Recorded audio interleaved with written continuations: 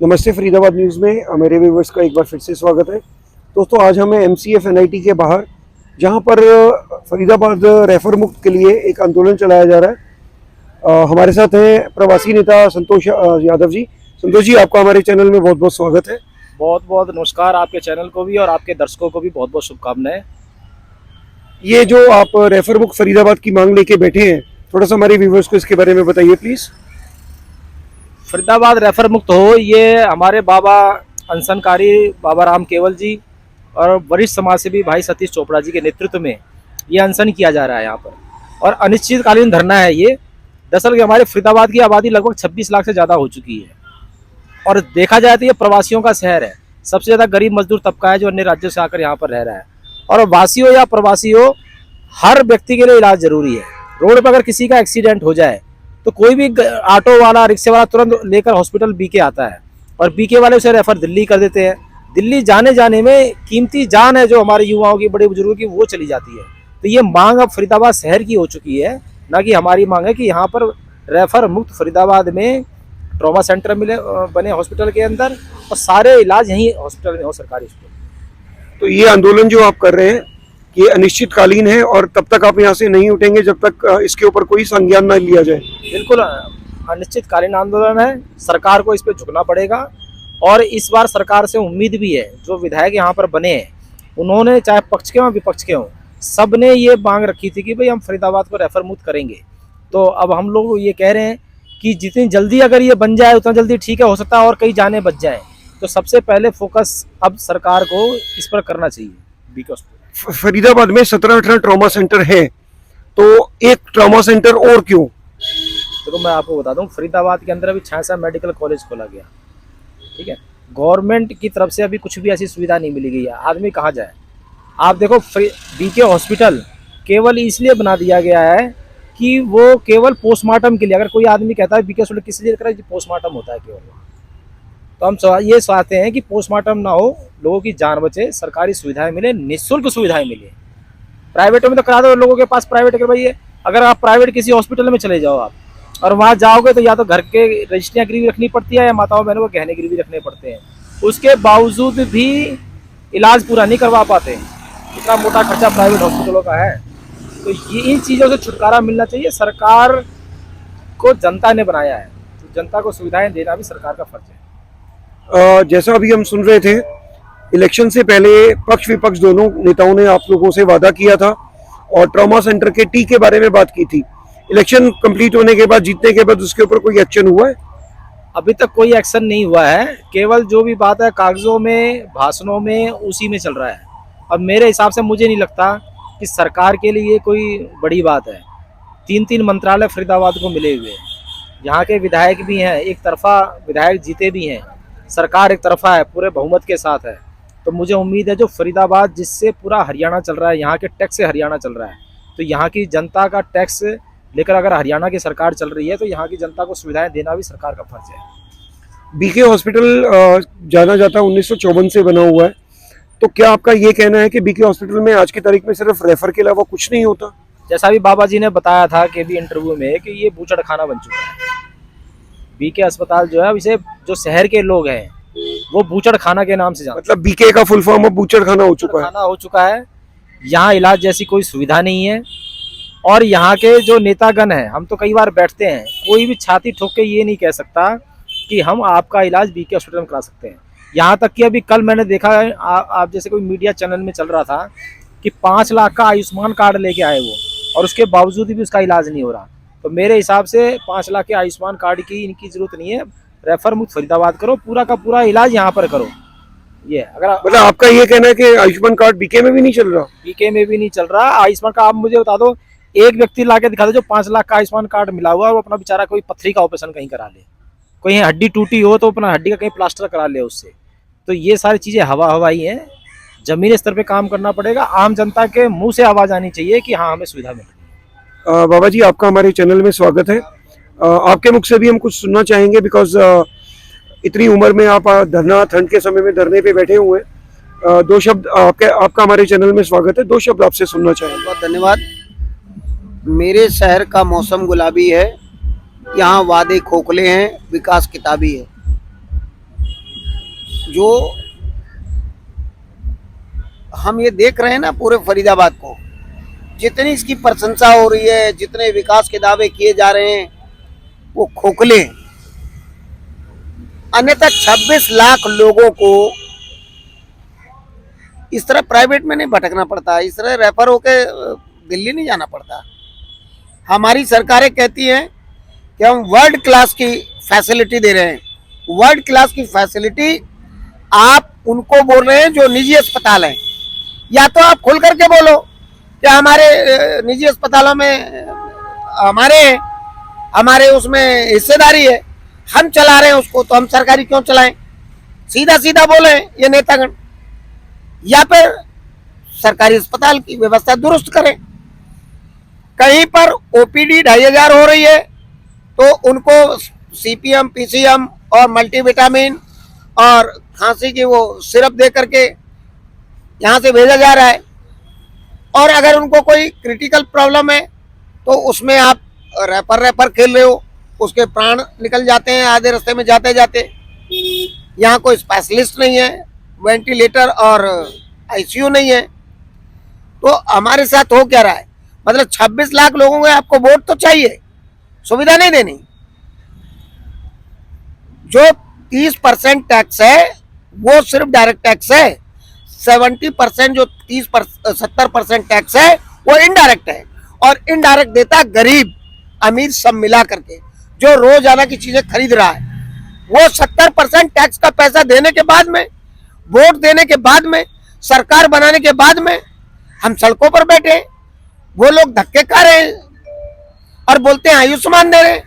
आयुष्मान का कभी आपने बिलिंग देखी है? या कोई भाई बैठा हो या कोई नेता बता दे, या सामने बैठ के बात कर ले कि आयुष्मान की बिलिंग में बता दे तो उसका बैलेंस कितना बचा है।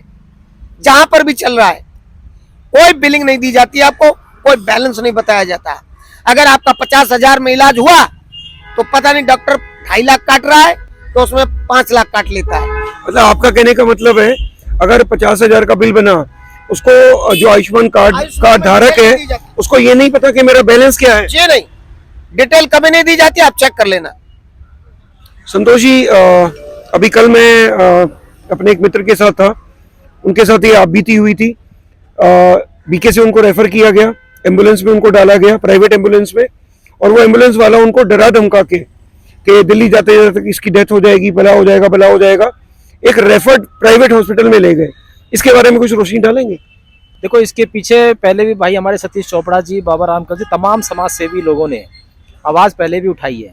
बीच में 1-2 बार सीएम फ्लाइंग के छापे भी लगे थे यहाँ, लेकिन वो ढाक के 3 पात वाली कहानी है, क्योंकि जब तक सरकार जागरूक नहीं होगी तब तक ये दलाली यहाँ रुकेगी नहीं। अभी भी आप जाओगे तो कहीं ना कहीं एक दलाल खड़ा होगा वहाँ पर, और जैसे ही कोई निकलेगा, क्योंकि जो पीड़ित होता है ना, जिसका परिवार का बच्चा होता है, उसे तो आप थोड़ा सा भी कहते हो कि वहाँ जाते तो जान चली जाएगी, वो डर जाता है। हालांकि उसे पता होता है मेरा पैसे नहीं, अगर पैसे होते तो बीके हॉस्पिटल ना आता, लेकिन वो कहीं ना कहीं वो सोचता है कि मेरे बच्चे की जान बच जाए। उसके लिए घर मकान, रिश्तेदारों में, ब्याज माफियाओं से मोटे मोटे परसेंटेज में पैसा उठाते हैं वो, और अपने बच्चे की जान बचाने के लिए। तो ये सरकार बड़ा संवेदनशील, ये जो समय अब हो चुका है, सरकार को इस पर सोचना पड़ेगा। समाज से भी ऐसे नहीं बैठे। आप सोचो, कड़कती ठंड पड़ रही है, मच्छर यहाँ पर इतने ज़्यादा हैं, उसके बावजूद भी बाबा राम केवल जी, सतीश चोपड़ा जी, तमाम समाज सेवी साथी जो उनके साथ लग रहे हैं, वो कड़कती ठंड में भी दिन रात यहाँ पर पड़े हुए हैं। तो किसके लिए पड़े हुए हैं? फरीदाबाद के लिए पड़े हुए हैं। और फरीदाबाद की जनता से भी मैं अपील करूँगा कि हर व्यक्ति अपना एक न एक दिन समय जरूर यहाँ पर दे, क्योंकि आपके हक की लड़ाई यहाँ पर लड़ी जाएगी। सतीश चोपड़ा जी, आपका हमारे चैनल में बहुत बहुत स्वागत है। 2 शब्द आपसे सुनना चाहूँगा सारांश में। देखिए, हमारी जो मांग है रेफर मुक्त फरीदाबाद बनाने की, कि फरीदाबाद के जो गरीब गुरबा यहाँ इलाज के लिए आता है, उम्मीद लेके आता है, तो उसको रेफर की जगह इलाज मिले। देखिए, छांयसा मेडिकल कॉलेज को 2020 में टेक ओवर किया गया था, 2025 आने वाला है, और उसमें आईपीडी सर्विस अभी तक शुरू नहीं हुई है। तो फिर वहाँ जो छांयसा मेडिकल कॉलेज है, वहाँ 550-600 लोग काम करते हैं, तो वो क्या कर रहे हैं अगर वहाँ आईपीडी नहीं है? तो बिल्कुल आईपीडी नहीं है, सारा दिन वो वहाँ बैठे रहते हैं। और पिछली सर्दी में हम गए थे, हमारे कुछ साथी भी गए थे समाज सेवी हमारे साथ, तो वहाँ पे हमने डॉक्टर से बात की। डॉक्टर उस समय सर्दी के अंदर एक कमरे में हीटर चला के बैठे हुए थे। तो उनका, सर हम क्या करें भाई, आईपीडी सर्विस शुरू करवाना सरकार का काम है, हम तो यहाँ काम करने के लिए बैठे हैं और चाहते कि काम हो, क्योंकि पूरा दिन खाली बैठना हमारे लिए भी बहुत दुश्वार है। वहाँ का जो नर्सिंग स्टाफ है उनसे हमने ऑफ द रिकॉर्ड बात की तो उन्होंने बताया कि सर हम तो कैनुला लगाना भी भूल गए क्योंकि हम मरीज ही नहीं आता, आईपीडी सर्विस ही शुरू नहीं की जा रही। वहाँ जो बच्चे पढ़ने वाले थे उन्होंने हमारा बहुत स्वागत किया कि भाई यहाँ पे अगर आईपीडी सर्विस शुरू होगी तो हमें भी सीखने को मिलेगा। देखिए आप कैसे डॉक्टर पैदा कर रहे हैं वहाँ पे, जब वहाँ पे आईपीडी सर्विस नहीं है, वहाँ पे मोर्चरी फंक्शनल नहीं है, ओटी फंक्शनल नहीं है, तो बच्चे वहाँ क्या सीखेंगे और कैसे सीख पाएंगे। इंटर्नशिप का समय आने वाला है, इंटर्नशिप कराने के लिए आपको बाहर भेजना पड़ेगा नहीं तो। और आपको बता दें कानून है कि आप 8 किलोमीटर के दायरे में इंटर्नशिप के लिए भेज सकते हैं और 8 किलोमीटर के दायरे में कोई ऐसा सरकारी अस्पताल नहीं जहाँ वो भेज पाएँ। यानी आईपीडी सर्विस तो आपको लीगली भी शुरू करनी चाहिए थी। और ये जो शहर है उसकी ज़रूरत है कि हमारे को एक मेडिकल कॉलेज, जो आपने मेडिकल कॉलेज के नाम पे आप बार बार बोलते हैं कि हमने फरीदाबाद में एक मेडिकल कॉलेज दे दिया है जनरल लोगों के लिए। देखिए ईएसआई की बात नहीं कर रहे हैं, वो बीमा धारकों के लिए होता है। हम और आप वहाँ जाके इलाज नहीं करा सकते हैं और ना वो इलाज करते हैं। लेकिन आयुष्मान पैनल के अंदर आता है, फिर भी आयुष्मान के पेशेंट को वहाँ एंटरटेन नहीं किया जाता, उसको देखा ही नहीं जाता। इतनी बड़ी विडंबना है कि भारत देश के अंदर प्रधानमंत्री ने जो एक योजना चलाई थी आयुष्मान, उसका लाभ सरकारी अस्पताल भी नहीं दे रहे जनता को। पीछे बिलिंग का बहुत इशू हुआ, सारे प्राइवेट अस्पतालों ने हाथ खड़े कर दिए थे, देखिए हमारा बिल का भुगतान नहीं हो रहा, 300 करोड़ रुपए पेंडिंग है, सरकार ने कुछ पैसा दिया। ये बार बार यही सूरत जो सामने आती है, लोगों को इलाज नहीं मिलता। लोगों को यह तक नहीं पता होता कि कौन सा अस्पताल आयुष्मान कार्ड के अंडर कौन सी फैसिलिटी हमें दे रहा है। उसके लिए हमने खुद बोर्ड लगवाए हैं यहाँ बना के कि इस अस्पताल में जाइए आयुष्मान कार्ड के लिए, इसका मोबाइल नंबर है। परंतु लोगों को जागरूकता का अभाव भी हो सकता है। और दूसरी बात, वहाँ जाने के बाद पेशेंट को यह कह के टरका दिया जाता है कि हमारे पास बेड खाली नहीं है। कि सरकार उनको बिलिंग के अंदर कोई इशू है, उनके रेट रिवाइज नहीं किए गए थे। पीछे भी उन्होंने उठाया था इशू, हमारे रेट रिवाइज जब से आयुष्मान कार्ड जो बनाया गया है उसके बाद रेट रिवाइज नहीं हुए, महंगाई बढ़ गई है, खर्चा बढ़ गया है। तो सरकार को इन चीज़ों पर भी ध्यान देना चाहिए। अगर आपकी योजनाएं जो आप बना रहे हो उसका फायदा जनता को नहीं मिल रहा तो उसको जनता तक पहुंचाना चाहिए। दूसरी बात, अब सरकारी सुविधाओं को इतना मजबूत कर दें कि उसको प्राइवेट अस्पताल की तरफ देखना ही नहीं पड़े। आयुष्मान के कार्ड के ऊपर अपने हजारों करोड़ रुपए भुगतान कर दिया, वही पैसा अगर यहाँ पे डॉक्टर्स बढ़ाए जाते, फैसिलिटी बढ़ाई जाती तो पैसा सरकार का बचता। ये तो प्राइवेट सेक्टर की जेब में पैसा डाला जा रहा है और लोगों को जो सरकारी संस्थाओं को ठप करके प्राइवेटाइजेशन को जो है बढ़ावा दिया जा रहा है। इस देश के अंदर हमारी जो आपको बताएं टैक्स रेवेन्यू जनरेट करने में फरीदाबाद हरियाणा में दूसरे नंबर पर आता है, पॉपुलेशन में हम पहले नंबर पे आते हैं।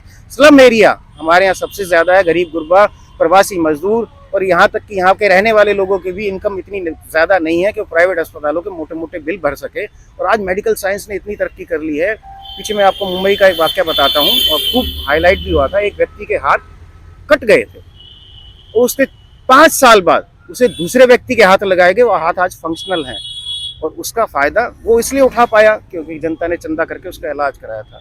पर हर आदमी के लिए चंदा करके तो लोग इलाज नहीं करा पाएंगे ना। तो सरकार का दायित्व है जो मेडिकल साइंस की इतनी तरक्की हो चुकी है उसका लाभ गरीब गुरबे तक पहुंचाए। जी तो दोस्तों, जैसा कि हम लोगों ने यहाँ देखा और जाना कि जनसंख्या में फरीदाबाद हरियाणा में नंबर 1 पे आता है, टैक्स पेइंग में टॉप 5 में आता है। लेकिन प्रधानमंत्री जी द्वारा चलाई गई एक योजना जिसे आयुष्मान कार्ड कहा जाता है, उससे फरीदाबाद के 26 लाख लोगों को सिर्फ गुमराह किया जा रहा है और प्राइवेटाइजेशन को बढ़ावा दिया जा रहा है। मैं मेरे चैनल की तरफ से फरीदाबाद व्यूअर्स को एक अपील करूंगा कि ये लोग अपने निजी किसी उसके लिए नहीं बैठे हुए हैं धरना पे, ये हमारे फरीदाबाद निवासियों के लिए बैठे हैं। तो कृपया आए, इनका सहयोग करें। सही है, यहाँ मच्छर है, सर्दी है, तो ऐसे में हमें आगे आकर के इनका साथ देना चाहिए। मैं मेरी चैनल की तरफ से इन सभी लोगों को मेरी शुभकामना देता हूं और उम्मीद करता हूं कि इनकी आवाज़ मेरे चैनल के थ्रू हमारे आला अफसरों के पास, हमारे विधायकों के पास, हमारे नेताओं के पास पहुंचे। फिर से हाजिर होंगे एक न्यूज़ के साथ। टिल देन, नमस्कार।